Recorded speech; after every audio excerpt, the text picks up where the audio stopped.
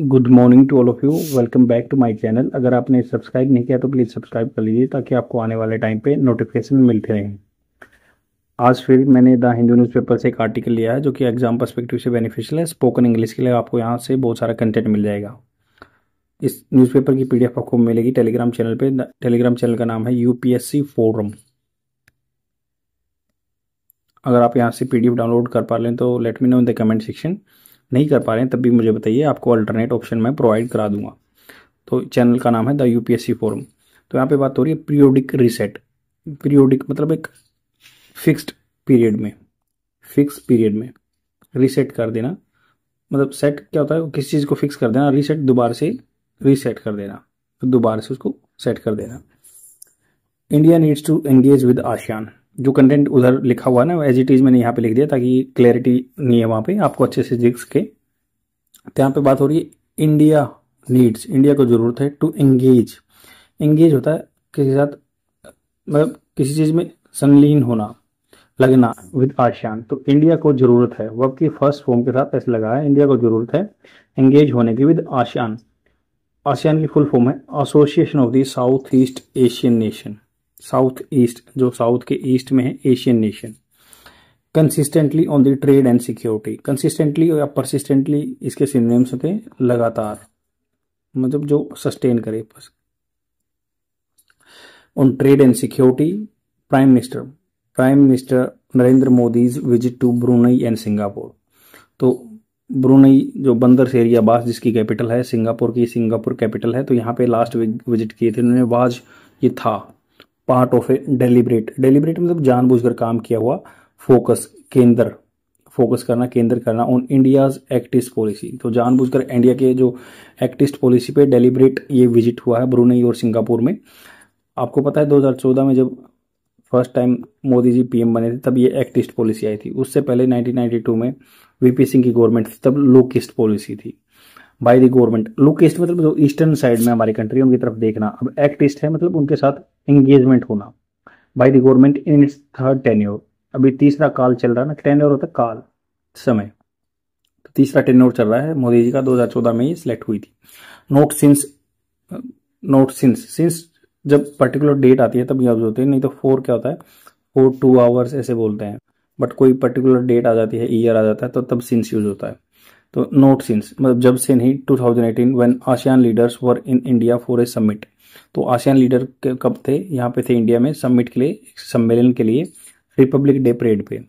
Has New Delhi reach out to region in such a short time Spain.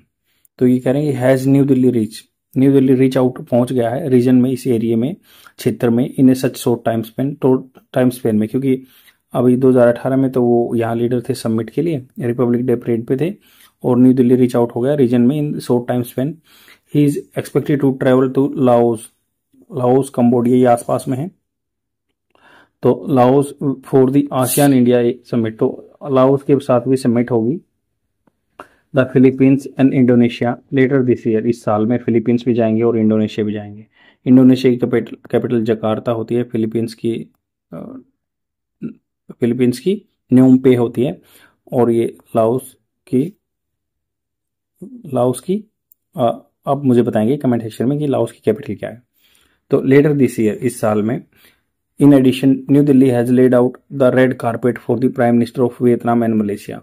In addition मतलब इसके साथ में, इस चीज के साथ में, New Delhi has laid out मतलब रख दिया है red carpet for prime minister of Vietnam. तो हमने मतलब वेलकम किया, न्यू दिल्ली ने लेड आउट रख दिया था red carpet for the prime minister of Vietnam and Malaysia. The message to reconnect with each of the country South East Asia and even forge new ties. तो नए संबंध बनाना is well considered and over due.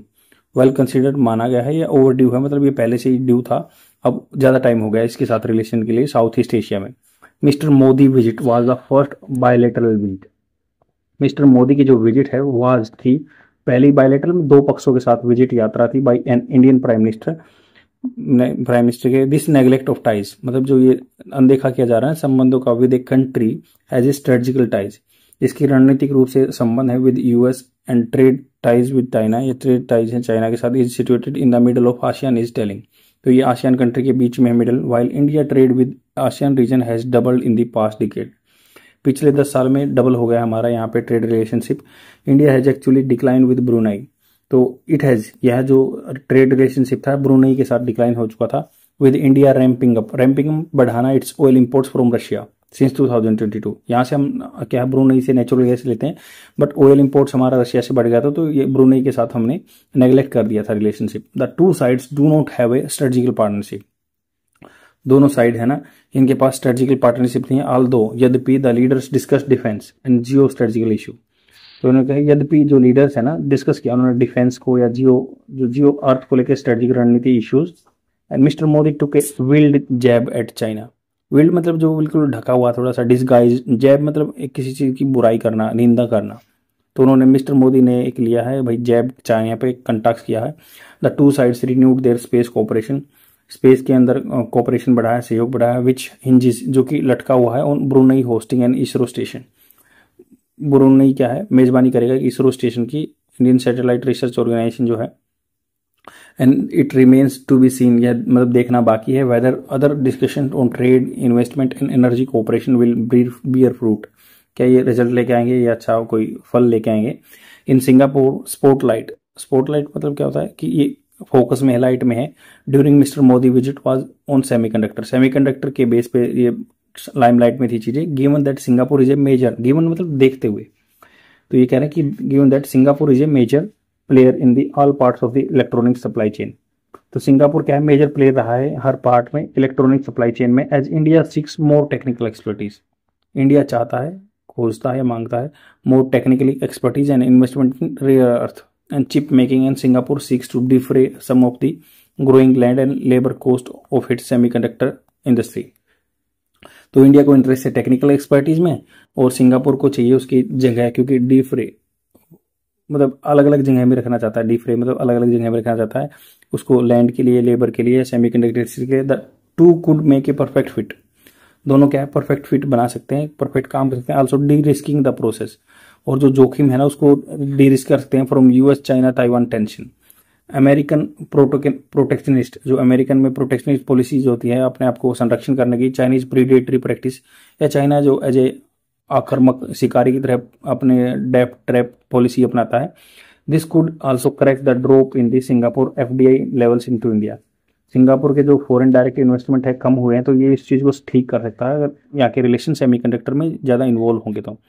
Hopes for the more intense exchange in technology, तो आशा करते हैं कि भाई ज्यादा इंटेंस गहन एक्सचेंजेस होंगे एक दूसरे के साथ टेक्नोलॉजी में, ट्रेड में एंड इन्वेस्टमेंट में। कैन बी रियलाइज, इसको महसूस किया जा सकता है, इसको इंप्लीमेंट किया जा सकता है only if India ASEAN engagement is more consistent.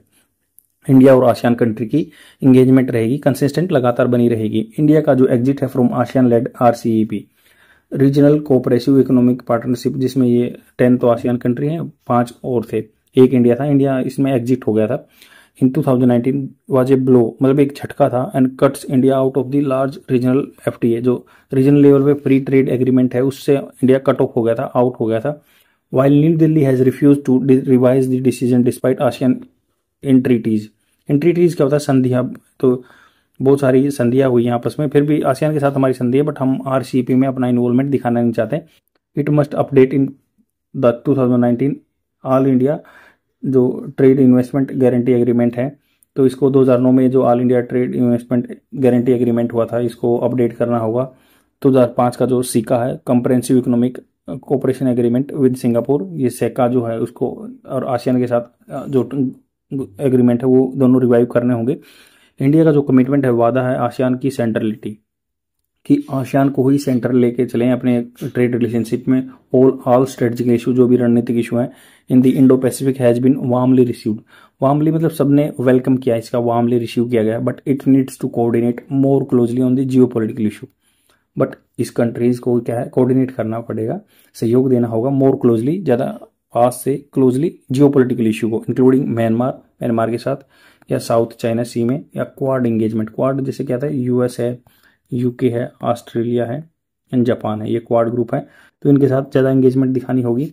And while India historical tie, India के जो हिस्टोरिकल टाई हैं, संबंध है with the region date more than a millennium, मतलब 1000 सालों से पुराने हैं।